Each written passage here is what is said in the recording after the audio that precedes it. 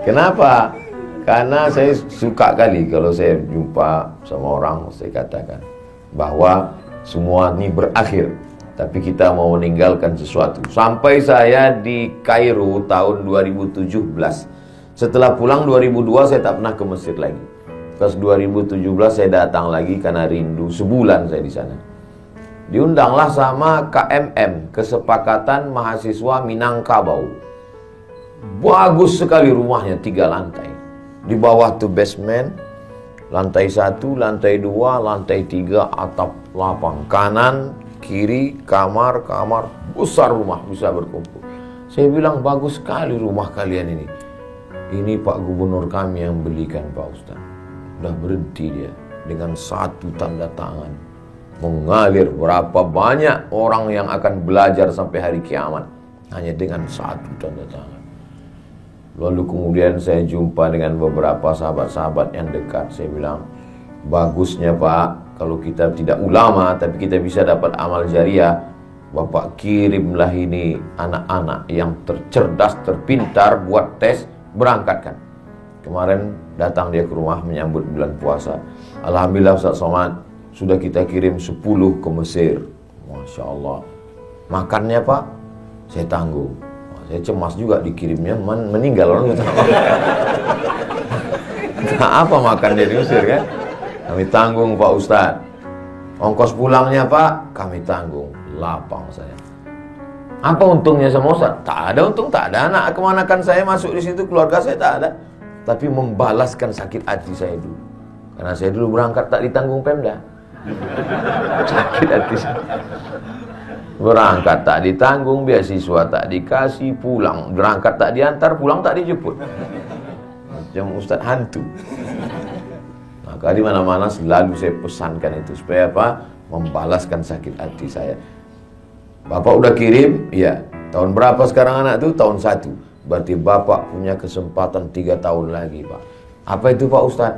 Bebaskan tanah, buat masjid, Islamic Center, TK Quran, SD Quran, SMP Quran, SMA Quran, sehingga nanti selama 3 tahun ini Bapak bangun, anak-anak itu pulang, diikat dia.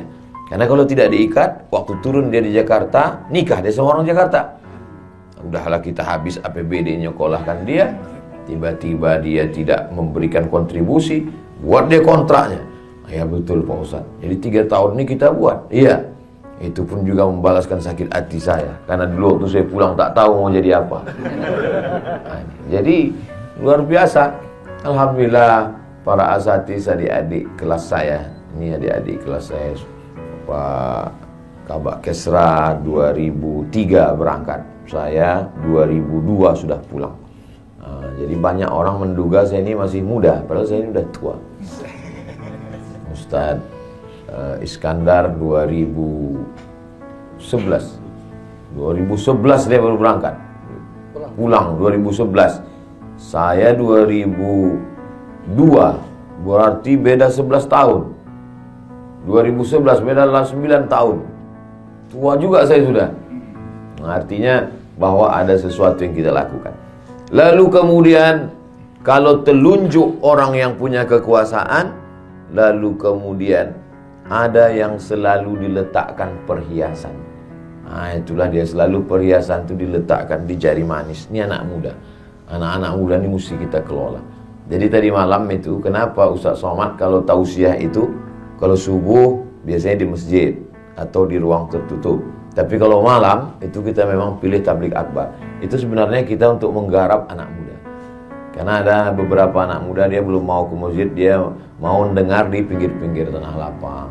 Dia masih trauma ke masjid ini. Ke masjid pertama sendal hilang. Ke masjid kedua helm hilang. Ke masjid ketiga kawan yang sama-sama itu meninggal. Nah, itu. Jadi nama penyakitnya Masjid Traumatic Syndrome. Ya, jadi orang-orang begini ini mesti dijinakkan lagi dengan tanah lapang. Jadi berawal dari tanah lapang, lama-lama ujungnya juga ke masjid. Bukan berarti hanya berhenti di tanah lapang, enggak. Jadi yang tadi malam itu kita tidak euforia sesaat, kita ikut bahagia, kita ikut senang, tapi puncaknya adalah bagaimana masjid-masjid kita. Jadi harus ada terus berkesinambungan.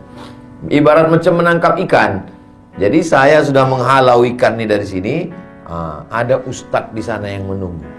Makanya Ustadz Kurnia pun menunggu ikan ini sekarang. Terserahlah entah ikan apa yang datang. Siapkan memanglah jalannya. Entah ikan paus, entah ikan hiu, entah ikan lumba-lumba, asal jangan ikan piranha aja lah. Artinya apa? Kita bekerja sama. Makanya selalu saya katakan, masukkan anak ke pesantren, masukkan anak ke pendidikan yang dikelola para habaib, para kiai kita, masukkan ke madrasah. Itu dalam rangka menghalau ini. Baru setelah itu nanti mereka akan bertanya, di mana kami daftarkan anak kami Pak Ustadz? Bermunculan iklan, daftarkan anak Anda segera, hubungi nomor kontak berikut ini. Ingat, kuota terbatas. Nanti beberapa hari lagi keluarlah iklannya itu.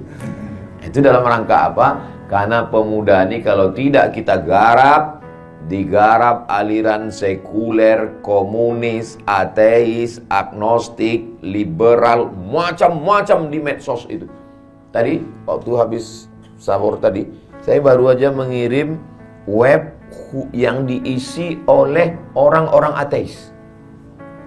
Jadi isinya itu ngejek agama aja. Sampai yang di atas itu ditulisnya, kalau memang Tuhan itu ada, kenapa dia menegur saya melalui mulut kamu? Itu kan memandang. Tapi dia pakai fake account semua. Nah, itu saya kirimkan ke kawan-kawan supaya jangan terlalu sibuk berkelahi antara sesama kita, sementara ini kita diamkan. Nah, ini saya artinya anak muda ini mesti kita garap. Lalu kemudian ada telunjuk yang punya kekuasaan, ada anak muda di tengah ini. Inilah dia ulama. Ulama selalu di tengah, selalu menengahi, selalu membersamai. Tak miring ke kanan, tak miring ke kiri, selalu bersama, mengayomi, melindungi, tempat bertanya, fas'alu ahla dzikri in kuntum la ta'lamun. Tapi tidak mesti kita. Ustaz, itu kemarin yang jadi ketua pengurus masjid adalah fulan. Oh, sahabat saya, kawan saya, adik kelas saya, senior saya, kakak kelas saya.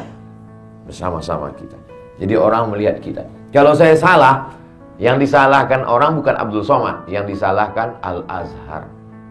Yang disalahkan orang adalah semua kena. Ustadz Iskandar kena, Ustadz Kurnia pun kena. Itu kan kakak kelas itu kan kata dia.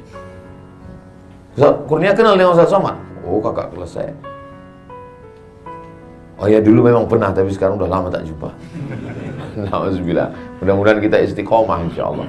Karena kita sudah membawa Islam, sudah membawa Quran, membawa hadis Nabi. Jadi tidak hanya sekedar membawa personal nama kita. Saya dikasih tahu tadi sampai 5.30, setengah 6. Terasa juga dia jam sudah dekat. Telunjuk ulama, anak muda. Kelingking ini jangan disepelekan. Walaupun dia kecil, kalau tak ada dia cuma mengorek upil. Kalau tak ada dia cuma mengorek telinga. Gatal lubang telinga kita. Takkan mungkin pakai jempol. Besar betul lah lubang telinga. Artinya apa?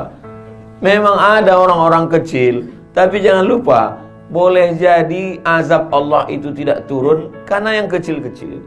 Orang kecil itu lebih ikhlas. Orang kecil itu lebih tulus. Orang kecil itu lebih dekat kepada Allah.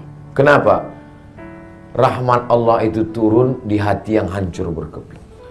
Boleh untuk update status besok pagi. Mana tahu ada adik-adik yang hatinya hancur berkeping. Kenapa kadang hidup kita itu dibuat Allah hancur babak belur, berkeping macam kaca jatuh ke batu? Karena di saat itulah sujud kita lebih lama. Karena di saat itulah air mata kita menetes. Kalau kita di atas awan, bangsawan, bangsa yang hidup di atas awan, kita mungkin angkuh dan sombong. Tapi kalau kita sudah jatuh terjerembab, saat kita berteriak, tak ada lagi manusia mau mendengar kita, berbisiklah ke tanah. Malaikat-malaikat di langit akan mengaminkan doa kita. Saya sejak di Belitung ini puitis pula sekarang. Nah, maka orang-orang kecil sepele ini jangan disia-siakan. Masya Allah, tabarakallah. Kemarin Ustadz kita berbuka bersama 16.000 porsi. Terbayanglah itu berapa duit. Dari mana itu datang? Bahkan sampai ada LSM yang mempertanyakan ini datang dari mana. Tapi panitia kita luar biasa. Kalau abang mau nambah duitnya silakan datang. Kan mantap. Gak perlu marah-marah, gak perlu ngamuk-ngamuk. Kenapa tanya-tanya? Ini tak perlu. Ini dari mana duitnya? Kalau mau nambah silakan datang. Kalau nggak mau nambah, ya paling tidak jangan nambah beban. Kan sudah.